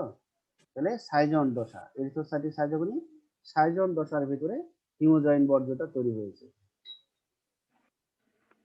কিন্তু বর্তমান ধারণা অনুযায়ী ম্যালেরিয়া রোগে আক্রান্ত মানুষের দেহে লোহিত রক্তকণিকার প্রাচীর ভেঙে মেরুজয়েড গুলো রক্তরসে প্রবেশ করে। তাহলে বর্তমান বিজ্ঞানীরা ধারণা করে, হ্যাঁ, যখন আমরা দেখতে পাচ্ছি, ওই ছবিটা আবার বের করি। এই যে আমরা দেখতে পাচ্ছি যে লোহিত রক্তকণিকা ভেঙে গেছে, আর ভেঙে যাওয়ার ফলে, হ্যাঁ, ভেঙে যাওয়ার ফলে এই যে মেরুজয়েড কিন্তু বের হয়ে গেছে, লোহিত রক্তকণিকার প্রাচীর ভেদ করে মেরুজয়েড বের হয়ে গেছে, মেরুজয়েড বের হয়ে রক্তরসে মিশে গেছে। আর রক্তরসে মিশে যাওয়ার ফলে সে আবার নতুন লোহিত রক্তকণিকাকে আক্রান্ত করবে। মেরুজয়েড গুলো বহিরাগত বস্তু যা রক্তের স্বাভাবিক পরিবেশ নষ্ট করে দেয়। এই বহিরাগত বস্তুগুলোকে ধ্বংস করার জন্য রক্তের আরেকটা কণিকা, শ্বেত কণিকা, পাইরোজেন নামক এক প্রকার পদার্থ ক্ষরণ করে। তাহলে এইটুক পর্যন্ত সবাই বুঝতে পেরেছো? তাহলে মেরুজয়েড কি করবে? নতুন লোহিত রক্তকণিকাকে ক্ষতি করবে বা নতুন লোহিত রক্তকণিকাকে নষ্ট করতে চাইবে। কিন্তু বাঁচানোর জন্য এগিয়ে আসবে শ্বেত রক্তকণিকা, সে এক ধরনের কেমিক্যাল ক্ষরণ করে দিবে, আর এই পাইরোজেন কেমিক্যালটা কি করবে? মেরুজয়েডকে মেরে ফেলার চেষ্টা করবে। ওকে, হ্যাঁ স্যার। আচ্ছা, এরপরে কি হবে? শ্বেত রক্তকণিকা যখন খুব বেশি পাইরোজেন ক্ষরণ করে, তখন মস্তিষ্কের, আমাদের মস্তিষ্কের বা ব্রেইনের একটা অংশ হাইপোথ্যালামাস, সেখানে কিছু তাপ সংবেদী কেন্দ্র আছে, সেগুলো উদ্দীপিত হয়ে যাবে। ঠিক আছে? যেহেতু শ্বেত রক্তকণিকার পাইরোজেন কার সাথে সংঘর্ষ করছে? পাইরোজেন কার সাথে ফাইট করছে? মেরুজয়েড। মেরুজয়েড তাকে ধ্বংস করার চেষ্টা করছে। আর এই খবর চলে যাবে কোথায়? মস্তিষ্কের হাইপোথ্যালামাস। মস্তিষ্কের হাইপোথ্যালামাসের একটা কি রয়েছে? তাপ সংবেদী কেন্দ্র। সেগুলো তখন উদ্দীপনায় উদ্দীপিত হবে যে কোথাও একটা ফাইট হচ্ছে, যার ফলে হাইপোথ্যালামাসের তাপ সংবেদী কেন্দ্রগুলো উদ্দীপিত হয়। তখন হাইপোথ্যালামাস, হ্যাঁ, এই তাপটাকে কমানোর জন্য প্রোস্টাগ্ল্যান্ডিন, মোনোঅ্যামাইন, এই সমস্ত পদার্থ বের করে দেয় বা ক্ষরণ করে। এই খবর এই খবর হাইপোথ্যালামাসের পেছনের দিকটায় পৌঁছালে, হ্যাঁ, সেখানে একটা কি আছে? ভেসোমোটর স্নায়ুতন্ত্র, সে আবার উত্তেজিত হয়ে যায়। তাহলে প্রথমে কে খবর পেয়েছিল? ব্রেনের হাইপোথ্যালামাস। হাইপোথ্যালামাস তখন কি ক্ষরণ করে দিয়েছিল? এটাকে নিয়ন্ত্রণ করার জন্য কিছু রাসায়নিক পদার্থ ক্ষরণ করেছিল। আর এই রাসায়নিক পদার্থ ক্ষরণ করার খবর পৌঁছে যায় হাইপোথ্যালামাসের পেছনে ভেসোমোটর স্নায়ুতন্ত্রে। হ্যাঁ, এই উত্তেজনা দেহের প্রান্তীয় অঞ্চলের রক্তনালীগুলোকে সংকুচিত করে দেয়, যার ফলে অতিরিক্ত তাপ বেরোতে পারে না এবং তাপমাত্রা স্বাভাবিক অবস্থার তুলনায় অনেক বেড়ে যায়। দেহের এই তাপ বৃদ্ধিকেই জ্বর বলে। তাই বলা যায় মেরুজয়েড রক্তরসে মুক্ত হওয়ার কারণে জ্বর হয়। আমি পুরোটা আরেকবার তোমাদের বলে দিই, জাস্ট স্লাইড বাদ দিয়ে। হ্যাঁ, সবাই বুঝতে পেরেছো? হ্যাঁ আচ্ছা, স্যার। জাস্ট এমনি গল্পের মতো মনে মনে করার চেষ্টা করো। তাহলে প্রথমে কি হচ্ছে? মেরুজয়েড। তাহলে মেরুজয়েড কোন চক্র সম্পন্ন হওয়ার সময় এটা তৈরি হয়? মেরুজয়েড এরিথ্রোসাইটিক সাইজোগনি, তাই না? আচ্ছা, তাহলে আমি বলছি যে প্রথমে বিজ্ঞানীরা ধারণা করতো কি থেকে ম্যালেরিয়া জ্বর রোগ হয়, কি থেকে বলতে পারবা? পরজীবীর দেহ থেকে এক ধরনের বর্জ্য নিঃসরণ হয়েছিল, সে বর্জ্যের নাম কি? হিমোজয়েন। হিমোজয়েন। হিমোজয়েন। হিমোজয়েনের কারণেই মূলত ম্যালেরিয়া জ্বর রোগ হতো, এটা আগেকার বিজ্ঞানীদের ধারণা ছিল। কিন্তু বর্তমান বিজ্ঞানীদের ধারণা কি? যে লোহিত রক্তকণিকা যখন নষ্ট হয়ে যায়, তখন মেরুজয়েড গুলো রক্তরসে মিশে যায় এবং এই রক্তরসে মিশে যাওয়ার কারণে মেরুজয়েড নতুন লোহিত রক্তকণিকাগুলোকে আক্রান্ত করার চেষ্টা করে। কিন্তু এই সময় শ্বেত রক্তকণিকা, হ্যাঁ, কি করে? এক ধরনের কেমিক্যাল বা পাইরোজেন ক্ষরণ করে দেয়। এবং এই পাইরোজেন গুলোই এই মেরোজয়েটের সাথে সংঘর্ষে লিপ্ত হয়। এক সময় কি হয়, অতিরিক্ত পাইরোজেন ক্ষরণ করার কারণে হ্যাঁ এই খবর চলে যায় মস্তিষ্কের হাইপোথ্যালামাস, এবং মস্তিষ্কের হাইপোথ্যালামাসে আছে তাপ সংবেদী কেন্দ্র, সেগুলো উদ্দীপিত হয়ে যায়, যার ফলে হাইপোথ্যালামাস আরো কিছু কেমিক্যাল ক্ষরণ করে রক্তে, এর নাম হলো মোনোঅ্যামাইন প্রোস্টাগ্ল্যান্ডিন। এবং এই যে কেমিক্যাল গুলো ক্ষরণ করলো, এই খবরগুলো চলে যায় হাইপোথ্যালামাসের পিছনে ভেসোমোটর স্নায়ুতন্ত্রে। ভেসোমোটর স্নায়ুতন্ত্র তখন সিদ্ধান্ত নেয় দেহের যে প্রান্তীয় রক্তনালীগুলো আছে সেগুলোকে সংকুচিত করে দাও। তাহলে দেহের প্রান্তীয় অংশগুলো যদি সংকুচিত হয়ে যায়, তাহলে সেই সংকুচিত রক্ত নালী দিয়ে রক্ত কি স্বাভাবিকভাবে চলাচল করতে পারবে? রক্তনালী মনে না। পারবে না। স্বাভাবিকভাবে রক্ত চলাচল করতে পারবে না, যার ফলে দেখা গেল যে যে জায়গায় সংঘর্ষ হয়েছে, সংঘর্ষ কিন্তু দেহের প্রান্তীয় রক্তনালীগুলোতেই হচ্ছে, এবং এই সংঘর্ষের ফলে কিন্তু তাপ উৎপন্ন হচ্ছে। আর এই তাপটা মূলত কি, কার্বন ডাইঅক্সাইড। তাপটা মূলত কার্বন ডাইঅক্সাইড তখন কি করবে, এই প্রান্তীয় রক্তনালীতে এগুলো জমা হয়ে যাবে। আর কার্বন ডাইঅক্সাইডের একটা ধর্ম কি, সে কি ধরে রাখে, তাপ ধরে রাখে। যার ফলে তখন আমরা যদি দেহের প্রান্তীয় অংশের রক্তনালীগুলোকে আমরা যদি মানে দেহের হাত পা কপাল এগুলো যদি আমরা হাত দিই, তখন দেখবো যে এগুলো গরম হয়ে আছে বা টেম্পারেচার বেশি হয়ে আছে। কারণ কি, এর কারণটাই হলো যে প্রান্তীয় অংশের রক্তনালীগুলো তখন সংকুচিত হয়ে থাকে। এই কারণে কার্বন ডাইঅক্সাইড যে তাপটা ধরে রেখেছিল, সেই তাপটা মনে করে সহজে হৃৎপিণ্ডে আসতে পারে না, যার কারণে কার্বন ডাইঅক্সাইড ওখানে জমা বেশি থাকে। এখন কোনো কারণে যদি এই দেহের প্রান্তীয় অংশের রক্তনালীগুলোকে যদি আবার রিল্যাক্স বা আবার যদি প্রসারিত করা হয়, তাহলে কি হবে, কার্বন ডাইঅক্সাইড কোথায় আসবে? দেহের যে সব কার্বন ডাইঅক্সাইড যুক্ত রক্ত প্রথমে কোথায় আসে? হৃৎপিণ্ডে আসে না? হৃৎপিণ্ডে স্যার। তাহলে যখনই কারো টেম্পারেচার বেড়ে যায়, তখন আমরা কি করি? তোমাদের সাধারণ চিকিৎসায় কি কি কি করো তোমরা? প্যারাসিটামল জাতীয় ঔষধ। ওটা মনে করো নাই, প্যারাসিটামল নাই, তখন কি করো? হাত পা মুছে দিই না? হ্যাঁ স্যার। হাত পা মাথা যে সমস্ত শরীরের যে সমস্ত এলাকা উত্তপ্ত থাকে সেগুলোকে আমরা মুছে দিই, বারবার মুছে দিই। এর কারণটাই হলো এই প্রান্তীয় অংশের রক্তনালীগুলোকে রিল্যাক্স করে দেওয়া বা প্রসারিত করা, যাতে কার্বন ডাইঅক্সাইড যে তাপটা ধরে রেখেছিল সেটা হৃৎপিণ্ডের মাধ্যমে এটা ফুসফুসে গিয়ে আমরা শ্বাস ত্যাগের মাধ্যমে আমরা বের করে দিতে পারি। শ্বাস ত্যাগের মাধ্যমে আমরা এটা বের করে দিতে পারি। বুঝছো? জি স্যার। তাহলে এই প্রক্রিয়াটা বুঝতে পারলা? হ্যাঁ স্যার। আচ্ছা, এখন আরেকটা কোশ্চিন, এই যে কার্বন ডাইঅক্সাইড যে এই সময় যে তাপ ধরে রাখলো, এর কারণটা কি, কে বলতে পারবা? কার্বন, হ্যাঁ বলো। কোন জায়গায় তো তাপ যাইতে পারতেছে না, আর হ্যাঁ, কার্বন ডাইঅক্সাইডের ধর্ম হচ্ছে তাপ পাইলে সেটা ধারণ করা। এই কারণটা কি? কারণটা হলো ওই যে মেরুজয়েটের সাথে পাইরোজেন সংঘর্ষে লিপ্ত আছে না? হ্যাঁ। ওই সময় কিন্তু দেখা গেলো যে ওই কিছু মেরুজয়েট মেরেও ফেলে, কারণ ওই ওই জায়গাটা তো উত্তপ্ত করে রেখেছে, কার্বন ডাইঅক্সাইড তাপ ধরে রেখে উত্তপ্ত করে রেখেছে। ওই সময় কিন্তু কিছু মেরুজয়েটকে মেরেও ফেলতে পারে। ঠিক আছে? হ্যাঁ স্যার। এই কারণে যে জ্বর আসলে এটা কিন্তু অনেকে হয়তো ঘাবড়িয়ে যায়, কিন্তু আসলে ওই সময় কিছু জীবাণু আমাদের ধ্বংস হয়ে যায়। বুঝতে পেরেছো? এটা এটা হ্যাঁ এটা স্যার। শুধু আমরা ম্যালেরিয়া রোগের ক্ষেত্রে বললাম, আমরা যদি অন্যান্য রোগ, ভাইরাস বা ব্যাকটেরিয়া আমাদের দেহে যদি এরকম ঢুকে যায়, তাদের ক্ষেত্রেও এরকম কিন্তু পাইরোজেন ক্ষরণ করে সেটা রক্তনীতি, এবং তখনও কিন্তু এরকম জ্বর আসতে পারে। তাহলে জ্বর আসলে সেটা কিন্তু একটা মেকানিজম, ওই সময় সে কি করে, ফাইট করে, জীবাণুর সাথে ফাইট করে, এবং ফাইট করে কিছু জীবাণুকে মেরে ফেলতে পারে। ওকে, তাহলে আমরা ম্যালেরিয়া রোগের ক্ষেত্রে কি জানলাম? তাহলে কে জ্বর সৃষ্টির কারণ? মেরুজয়েট। মেরোজয়েট। ঠিক আছে, হিমোজয়েন্ট না। আচ্ছা, এবার আমরা আরেকটা কোশ্চেন আসবো, এটা 2-3 মিনিট লাগবে, এটাই শেষ। ম্যালেরিয়া পরজীবীর আক্রমণে রোগীর দেহে রক্ত রক্ত স্বল্পতার কারণ কি? কেন রক্ত কমে যায়? ম্যালেরিয়া রোগীর দেহে কেন রক্ত কমে যায়? তাহলে লোহিত রক্তকণিকা থেকে মেরোজয়েড বের হওয়ার সময় কণিকা ধ্বংসপ্রাপ্ত হয়।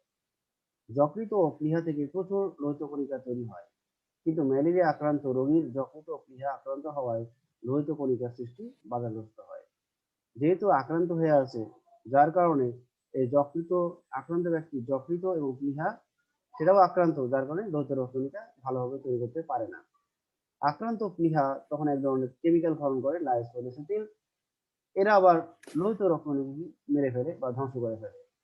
তাহলে এমনি আক্রান্ত ব্যক্তি লোহিত রক্তকণিকা তৈরি করতে পারছে না, আবার প্লীহা আবার আরো একটা কেমিক্যাল ক্ষরণ করে যে লোহিত রক্তকণিকা তৈরি হচ্ছে সেগুলোকে নষ্ট করে দিচ্ছে। পরজীবী কর্তৃক সৃষ্ট হিমোলাইসিন, পরজীবী এক ধরনের কেমিক্যাল ক্ষরণ করে যার নাম হিমোলাইসিন, এরাও লোহিত কণিকায় হিমোলাইসিস বা বিগলন ঘটায়। তাহলে আক্রান্ত ব্যক্তি তো সে এমনি লোহিত রক্তকণিকা কম তৈরি করছে, আবার দেখা যাচ্ছে যে পরজীবী হিমোলাইসিন কেমিক্যাল ক্ষরণ করে, আবার আক্রান্ত ব্যক্তির প্লীহা লাইসোলেসিন কেমিক্যাল ক্ষরণ করে। তাহলে এই লাইসোলেসিন এবং হিমোলাইসিন উভয়ই লোহিত রক্তকণিকাকে ধ্বংস করে দেয়।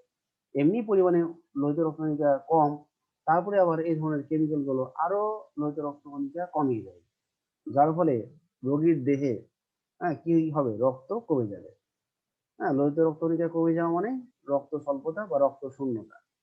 এই জন্য ম্যালেরিয়া আক্রান্ত রোগী রক্ত শূন্যতা দেখা দেয়। বুঝতে পেরেছ? হ্যাঁ স্যার। আচ্ছা, তাহলে তোমাদের এটা মোটামুটি শেষ, এই অনুজীব চ্যাপ্টারটা। এখানে খালি একটা টপিক বাকি থাকলো, সেটা হলো ম্যালেরিয়া রোগের নিয়ন্ত্রণ, প্রতিকার ও প্রতিরোধ, যেটা কিভাবে মশাকে নিধন করা যায়, তাদের লার্ভা কিভাবে ধ্বংস করার মাধ্যমে, তারপর হলো চিকিৎসা, এগুলো আছে। তো ওগুলো জাস্ট পারবা, এমনি করলে ওগুলো হয়ে যাবে। ম্যালেরিয়া রোগের নিয়ন্ত্রণ, ওখানে কতগুলো নিয়ন্ত্রণের পদ্ধতি আছে, ওই নিয়ন্ত্রণ পদ্ধতিটা করলেই পেরে যাবা। তো তারপরে যদি ওটা পড়াতে লাগে তাহলে আমাকে বলো। আগে তোমরা নিজেরা পড়ো, যদি মনে করো যে না ওটা পড়াতে হবে পড়াই দিবা। Okay sir. আর আমার মতে ওটা এমনি পড়লেই পারবা। ম্যালেরিয়া রোগের যে নিয়ন্ত্রণটা আছে ওখানে পড়লে তোমরা পারবা। ওখানে কয়েকটা স্টেপ আছে। প্রথমে মনে করো যে আহ, প্রজনন ক্ষেত্র ধ্বংস, এটা একটা পয়েন্ট আছে। প্রজনন ক্ষেত্র কিভাবে ধ্বংস করা যায়, বুঝতে পেরেছো? তারপরে আরেকটা আছে, মনে করো হ্যাঁ যে স্যার। পূর্ণাঙ্গ মশকি নিধন, পূর্ণাঙ্গ মশকি নিধন কিভাবে করা যায়। তারপর মশকির লার্ভা এবং পিউপাকে ধ্বংসকরণ, এভাবে আছে। তারপরে আরেকটা আছে, মনে করো আত্মরক্ষা, কিভাবে আমরা মশকির দংশন থেকে রক্ষা পেতে পারি, সেটা হলো আত্মরক্ষা। তারপরে আমরা আরেকটা পাবো হলো যে চিকিৎসা। ম্যালেরিয়া রোগ হলে কিছু ওষুধ আছে, নিভাকুইন, ক্লোরোকুইন, এই সমস্ত ওষুধগুলো খেতে হয়। তারপরে আরো একটা আছে হলো তোমার হলো প্রতিষেধক একটা তৈরি হয়েছে, তবে ওটা খুবই হ্যাঁ মানে কি বলা যায়, দামি ওষুধ, দামি ভ্যাকসিন। ওটা এখনো সবার জন্য অ্যাভেলেবল হয় নাই। তো এরকম কিছু আছে, ওগুলো আগে নিজেরা পড়ো, তারপর যদি মনে করো যে না পড়াইতে হবে পড়াই দিবে। ওকে। Okay sir. তো তোমাদের নেক্সট তাহলে আমরা কি যে বিজ্ঞান দ্বিতীয় পত্র শুরু করবো, নাকি না এটাই চলতে থাকবে? স্যার এইটাই চলতে থাক, ফার্স্ট পার্ট শেষ করে তারপর আমরা সেকেন্ড পার্ট শুরু করি। হ্যাঁ বলো। এবার এরপর তাহলে কোনটা ধরবো, কোন চ্যাপ্টার? স্যার ওরা তো বলতেছে দ্বিতীয় পত্র, তাহলে দ্বিতীয় পত্রই ধরেন, কিন্তু স্যার দ্বিতীয় পত্র তো আমাদের কাছে বই নাই। ও, তাহলে বই একটা কিনে নিবা। বই আব্দুল আলিম, ওকে স্যার। বই হলো আব্দুল আলিম বা গাজী আজমল, এই দুটো কিনতে পারলে ভালো। আর না হলে আব্দুল আলিমটা কিনতে পারো, অথবা গাজী আজমল।